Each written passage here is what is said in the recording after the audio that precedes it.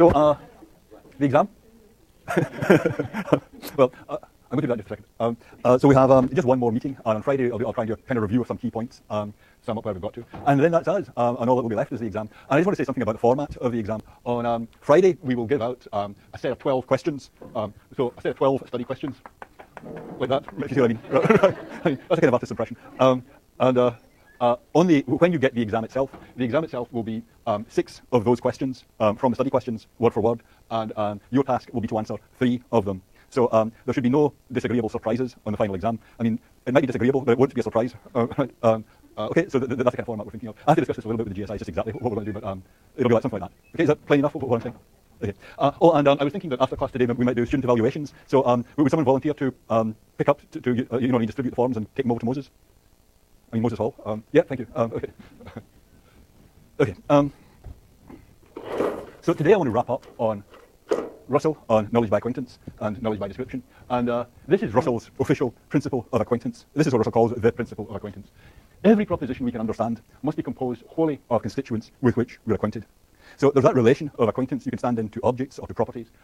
When you've got a proposition like A is F, the constituents, the A part and the is F part, you must be acquainted with what those signs stand for if you're going to understand the proposition. The idea is that every proposition, however complex it is, consists ultimately of simple terms. Even though that might not be obvious at first, you might have to analyze it to explain what's going on, but there will ultimately be the simple terms, and your understanding of those simple terms will always be explained by your being acquainted with the objects or properties that those terms stand for. And that knowledge of things, this acquaintance, is simpler than any knowledge of truths. To be acquainted with an object is just, how should I say, to have it in your field of consciousness. It's something primal. It's not yet to have thought any, to have had any thought about it. You just encountered the thing. When a headache hits you, you just encounter the headache. Thinking this headache is agonizing, this headache has lasted a long time, thinking propositions about the headache comes later. Just the primal encounter with the object itself is what it's calling acquaintance, simpler than any knowledge of truths, and it's what you require for the understanding of a proposition. So is that plain enough what the basic idea here is? And this idea that there's a role for consciousness here is different to the idea that it's causation that does all the work, that causal connections or something like that do all the work. You could have the causal connections without consciousness. That was the thing about blindsight, or indeed the bacterium. Okay? Okay, very good. So one thing about Russell's view that seems so unsatisfactory is that he thinks you can only be acquainted with your own immediate sensations. That means that when I'm talking, ultimately I understand everything I'm saying as relating to my own immediate sensations. You have no acquaintance with my immediate sensations. When you're understanding what I'm saying, when you're talking, you are interpreting everything that's going on in terms of your own immediate sensations. There's a sense in which, on this picture, we can't really understand one another. You're always ultimately talking about things with which you're acquainted. I'm always ultimately talking about things that I'm acquainted with. And there's no connect between the two.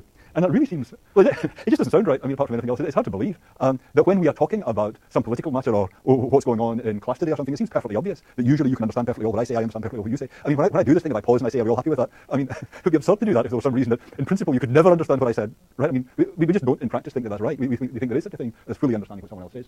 So why couldn't we extend acquaintance and say, can't we be acquainted with medium-sized physical objects? Can't we be acquainted with other people if we're going to have this picture of Russell's?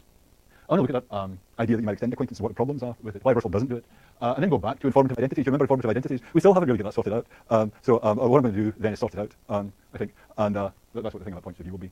I don't know what the GSIs are looking so smug about. You don't think I'm going to sort it out, do you? We'll see. Okay, so that's Russell's basic idea. Every proposition must ultimately be composed of simple terms with his references. We're acquainted. And then the basic question is, can't we extend it? Can't we extend the notion of acquaintance and say, well, you can be acquainted with the medium-sized physical objects, so you and I can be acquainted with the same things, so we can, after all, communicate. Wouldn't that be desirable? Well, Russell's contemporary, G.E. Moore, had an account of acquaintance. He didn't call it acquaintance. He had an analysis of consciousness that is really helpful here, I think. So this is from a classic 1903 paper, The Refutation of Idealism. And Moore's talking about ordinary perception. So the experiences you have just as you look around the room. So you see the squareness of the screen or the writing of the screen, that kind of experience. And here's what he says. When you have a sensation, in every sensation, there are 2 distinct terms, 2 elements in any perceptual experience. There's first of all consciousness. And in respect of consciousness, all sensations are the same. Consciousness is generic. And then sensations are obviously different, but where they differ is not in this aspect of being conscious. Where they differ is in their objects. So there are the 2 things. There's the object of your sensation, the thing of which you're having a sensation, and the relation of consciousness that you stand in to that thing. And the relation of consciousness is always the same. So the picture is, suppose you're having a blue sensation or having a green sensation. Okay, look at this. Now you're having a blue sensation. Look at this. Look at that. Now you're having a green sensation. So what is the difference? And in what are they similar? Well, what's going on is that here you are. There is this relation of consciousness, and then there is the blue thing. And that's all that's going on. So the relation of consciousness is always the same. It's just the same, whether you're being related to a blue thing or to a green thing. What is different when you have the sensation of blueness and when you have the sensation of greenness is the thing of which you're conscious. So this is like Russell's picture. Consciousness here is like Russell's acquaintance. There's just the object on the other end of this relation. And this is a relation like being to the left of. I mean, if you take being to the left of, you can be to the left of practically anything. Right? Now I am to the left of a human. Now I am to the left of a desk. You know, now I'm to the left of a patch of light. You can be to the left of practically anything. But the relation to the left of is always the same. Similarly, you can be conscious of or acquainted with lots of different things. That relation is always the same. The difference is just in the thing with which you're acquainted. Moore says, when we refer to introspection, when you just think about your own experiences, if you think about your own experiences, say just as you look at the screen, when we do that, we try to discover what the sensation of blue is. It's very easy to suppose that there's just one thing here, that the sensation of blue is just a unity. It's just a kind of fuzzy, phosphorescent blob of blue consciousness, as it were, that pops up in the vision part of your mind. You see what I mean? That's what he's saying anyway. That's how it's natural to think about what's going on. And you don't realise there are these two elements there, the blueness and the consciousness part. See, the term blue, that's easy enough. You look at this, and you get the blue part all right, but the relation of consciousness, what the sensation of blue has in common with the sensation of green, that's extremely difficult to spot. Because if you do it now, if you look at the blue thing, you look at the green thing, and you say, what's there? What's going on? Well, your attention always focuses onto the screen. You see what I mean? What you'd really like to do is have your attention focus onto the relation that's holding between you and the object. But you can't do that, in fact. When you try and attend to your experience, your attention always, how should I say, drops through the experience and hits the object you're experiencing. If you just think about ordinary vision right now, it's very hard to introspect the part of the vision that's just about you. You see what I mean? That's just about your conscious state. When you try and attend to your visual experience, you wind up just staring very hard at the furniture. You see the point? I mean, if you've been in any philosophical discussion, at a certain point, there does come a time when you're just all staring very hard at the furniture. You know what I mean? I've had many discussions like that. You say, well, that's the right thing, and consider this the right thing. So what Moore says is, in general, that which makes the sensation of blue a mental fact seems to escape us. It seems, if I may use a metaphor, to be transparent, the consciousness part. You look through the consciousness part and you only get the thing. You only get the blueness. You only get the chair or the person, whatever it is. Yeah. You can try this right now. Try attending to your visual experience. All you wind up doing is attending to the stuff around you. And he says that many people fail to spot the consciousness part is sufficiently shown by the fact that there are materialists. Materialists. This is an unsympathetic diagnosis of materialism, but the idea is that people who think they're only physical objects are people who just say, well, where is this consciousness? And they stare about them wildly, and all they see are the people in the chairs. Right? Where's the consciousness? I don't get any consciousness. Yeah? And that's just the point that this thing is transparent, this relation. You can't attend to it directly. Okay. Now, Moore's main point in this article is that you're as directly aware of the existence of material things in space as you are of your own inner sensations. There's such a thing as, say, having an after image or having a hallucination or something, where you stand in that relation of consciousness to an inner object. But you can also stand in that relation of consciousness to an outer object, to something that's out there, whether you're there or not. And it's not, people who talk about sense data or people who talk about sensory images are supposing that what you get is always a sensory image, and then you have to get beyond the sensory image to get to the outside world. But that's just a mistake, Moore's saying. You get connected in vision to the outside object just as directly as you can sometimes get acquainted to an internal object. That's the problem with idealism. Idealism says, or skeptics say, you have to start out with a case where you're directly connected to an inner object and then figure out how on that basis you could ever know about the external world. But he's saying that's just a mistake. There's nothing special about the case where you're having a hallucination. That's weird to think that there's something, that's really the basic case where you're having a hallucination. Suppose you're not having a hallucination, then you really are encountering the external object with this generic relation of consciousness. And that's the basic case. It's not as if there's somehow something else in here. That's the basic case. There's just you and the object you're seeing. That's the whole thing. That's the primitive case. Okay, so that's Moore on extending the notion of acquaintance. Yeah, so you can be acquainted with physical objects just as easily as you can be acquainted with sense data. And apart from anything else, that refutes idealism. So look at that. Okay. Okay. And then if Russell's right, you can take this notion of acquaintance and say that's where reference begins, with that kind of experiential encounter with the objects around you. That's what you don't have if you're blindsighted, but you do have if you've got ordinary visual experience. If you're blindsighted, you're a causal connection to the object that's letting you give the right answers to questions about it. But in ordinary experience, you're standing in this relation of acquaintance to the object around you. And it's because you're standing in that relation of acquaintance to the object that you know what the sign stands for, and you're able to know truths about the object. Yep.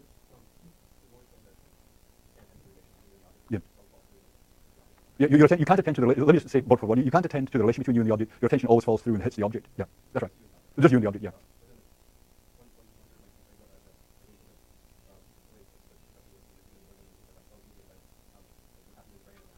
Very good. Excellent, very good. Yeah, very good. I don't quite know how Moore himself would have responded, but here's my guess. I mean, of course, you're absolutely right. Brains are involved when you're seeing things around you. Yeah, there's no denying that. The question is, suppose you're considering this conscious experience of a person. Where does the experience relate to what's going on in the brain? I think a natural picture to have, I think the picture that, say, most vision scientists have, that most people who think about these things have, is that the conscious experience comes as the end point of the brain processing. The brain does all this stuff, all these assemblies of neurons fire, they affect each other, and somewhere at the end of it all, a miracle happens and you get sensation. Right? I mean, nobody knows quite what, I mean, a miracle happens is, what should I say, it's not a fully satisfactory explanation of what went on, but you might try and sort that out, right? But it comes at the end of all that processing, that's the idea. Yeah. Another picture, though, is the experience is a relation encompassing the object and the person. And the brain processing is somewhere down here, and it just sustains this relation between you and the object. Yeah. So in virtue of all that processing going on, you can stand in that relation to the object. But that's not to say that the experience itself is all over here. It's not thought to be thought of as the end point of the processing. Think of the processing as a bit of ongoing dynamics. Do you see what I mean? That sustains your relation to your environment. That's right. Possible. Exactly. Exactly. I think that's Moore's picture. What role does it play? Well, suppose you think of something like picking up an object, right? I have here a simple cup, right? Look, I pick up the cup, right? Well, picking up the cup is clearly just a relation between me and the object. It's not that I picked up something else and only indirectly picked up the cup. Yeah? Picking up the cup is something that, well, that's as direct as it gets, right? What makes it possible for me to pick up the cup is brain processing. I didn't need a brain to do that. I mean, I wasn't really using it at its full capacity there, but you didn't need a brain to even do that. Yeah? But if you ask, well, what was the brain doing there? It's not that the brain did a lot of stuff and then somewhere deep in the brain, the picking up of the cup happened. The picking up of the cup was out here, my relation to the environment, being made possible by the brain. So the idea is that seeing the cup is like that. Experiencing the cup is like that. It's not that experience is generated back in the brain. Or experiencing the cup is a relation to an object around you, one of the objects around you. And the brain is sustaining that relation, making that relation possible. Just as with picking something up, it makes that possible. Yeah. Is that giving the picture? Yeah. I mean, you see that's quite different to what I think is the usual vision science picture of consciousness, where all this stuff happens in the brain, and then deep in the head, some conscious experience is generated. And if there's something out there, well, there might be something out there and there might not, but the conscious experience will be just the same. That's not the idea here. The idea here is the conscious experience has the object in it. Yes, I guess it would be simultaneous. Yeah. Just as with picking up the cup, there's got to be brain. You need some brain processing kind of warming you up to pick up the cup. Yeah, but they're roughly simultaneous. Okay, so that's extending the notion of acquaintance. It is quite a radical step. This it pushes consciousness out of the head. It makes it into a relation to your environment. So it's not like Descartes' picture of consciousness. It's not like the picture of consciousness we've had so far in the class, where whether I'm conscious or not is one thing and what's around me is another. And this kind of picture, that's like saying, I pick up the things I pick up, but what's my environment? That's a further question. That doesn't make sense, right? That's a contradiction. This is like saying, this picture says, what you're conscious of is the same as the question, what things are around you. Okay, there's a problem for this idea about informative identities. It never really quite goes away, informative identities. The thing is, when you encounter a medium-sized physical object, you don't get your mind around all aspects of the object. You're always encountering an object from one angle or another. You're always aware only, even for a very simple object, you're always aware only of some aspects of it. There are different views of the same thing. That's how come there can be informative identities, even for things that are right in front of you. But if all that was going on is there's you, there's this generic relation of consciousness, and there's the object that you're conscious of, and that's the whole story, how could there be informative identities? How could there be different ways of experiencing the same thing? I mean, all we've got is there's you, there's this relation of consciousness that's always the same, and then there's the object. We don't have enough in the picture to make sense of different ways of experiencing the same object, but there clearly can be different ways of experiencing the same object. So how can you make sense of that? I mean, that's a really basic problem for this picture. If consciousness is just the same, and the thing in terms of which the two sensations differ is the object, and that's the whole thing, well, if the object is the same and the generic relation is the same, the experience is the same. So this is just impossible. You see what I mean? That's a really basic problem for this view. And there are two traditional solutions to this problem of informative identities, both of which we've gone over, but at this point we can probably just zap it up. So one traditional solution is representationalism, different descriptions associated with the two ways of getting the thing. The other is there are special references. Only certain things can be referred to using acquaintance. So suppose you take an informative identity, like Sir Percy Blakeney is the Scarlet Pimpernel. Not many people know that. Okay, so suppose you found out that Sir Percy is the Scarlet Pimpernel. How could there be two different ways of being given Sir Percy? How did that happen? Well, the view we looked at such length is you have different descriptions associated with the two signs. You have one set of descriptions associated with Sir Percy, the languid aristocratic fop, and then you have the daring hero of the French Revolution, the Scarlet Pimpernel, saving people from the revolutionaries.